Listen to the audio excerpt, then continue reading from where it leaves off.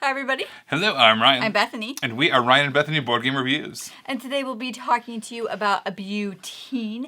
And this is put out by Brajilone Games, or B Games. Beebs. Where is it?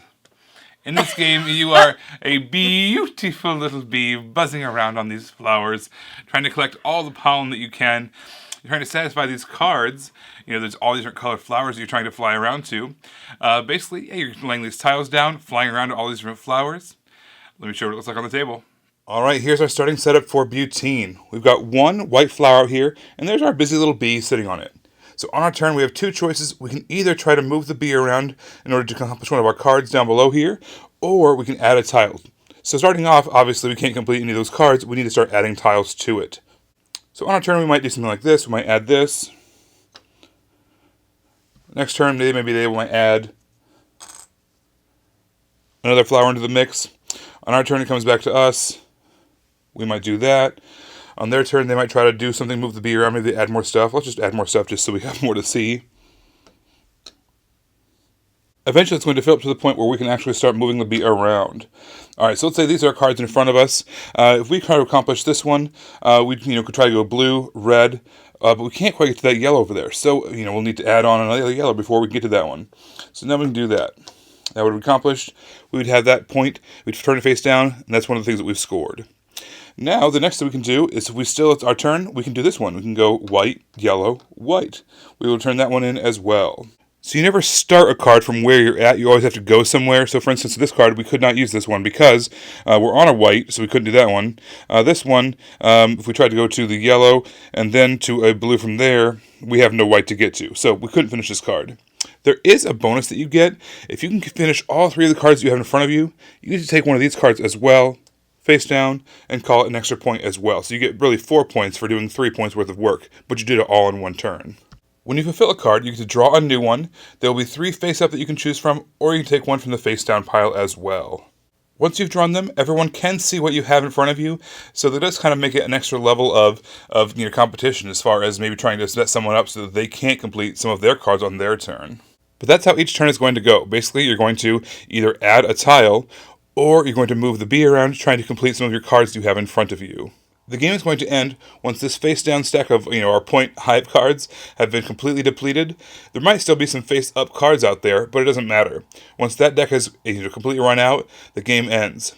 You're going to count up how many points you've acquired over the course of the game, and whoever has the most points wins. The game is relatively short, however, it can go on a little bit as people are kind of studying the board, trying to figure out how to make the most of their cards in front of them.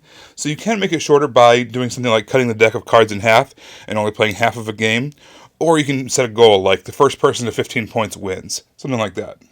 There's also a really fun variant that you can use where you can spend 2 of the points that you've already earned, 2 of the cards, put them back in the box, and then you get to place a tile and fly on the board in the same turn.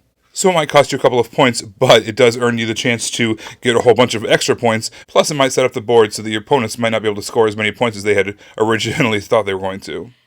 So this game had a 4-page rule book that was like the size of this, right? So it's not a very big book. So it's really easy. There's 2 actions you can take. But I felt like it was deceptively hard because you're trying to string them together so you can get as many of those hive cards as much as possible in one turn. And so you're trying to place things up and set them up for yourself, but then other people are doing stuff and you don't know when you should just take it or when you should place it, or other people are moving the bee. And I just thought, for it being such a super straightforward game, it was deceptively hard, especially when it came to placing a new tile. Oh my gosh. And speaking of those new tiles, I loved how they weren't just square tiles or hex tiles like so many board games are. There's triangles and diamonds and trapezoids. Those triangles drove me crazy. I hated those blue flowers. Didn't connect to anything. I hate you, blue flowers. No, but yeah, I just love the different shapes of those tiles. It's very unconventional, and it made it that much more puzzly trying to figure out which shape you needed, which color you needed, and where to place it. I thought that was really cool. It was fun how you could plan ahead in this game, but really not too much. So you could plan ahead a couple of steps, but the board is changing, or better yet, it's expanding, and the bee is always moving. And so you can plan ahead, you can try and do stuff for yourself, but then the other players can just totally mess you up. And so I liked that you had that foresight, but sometimes it didn't matter if you even knew what you were hoping to do, because it could change by the time it got back around to you. And for that reason, I prefer the 2-player version more. If you play, it plays up to 4, but with 4 players, there comes a point where, like, your turn, you play your turn, you're set up for the next turn, and then by the time it gets back to you, like, the whole board is completely different. There's extra tiles added. Maybe your bee's off in a completely different corner of the board than where you wanted it. And so I prefer the lower player count just because I like a little bit more control. Yeah.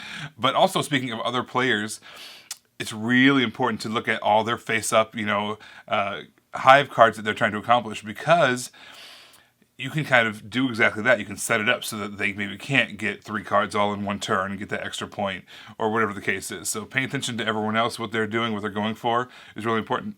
All right, so overall, I really liked this game.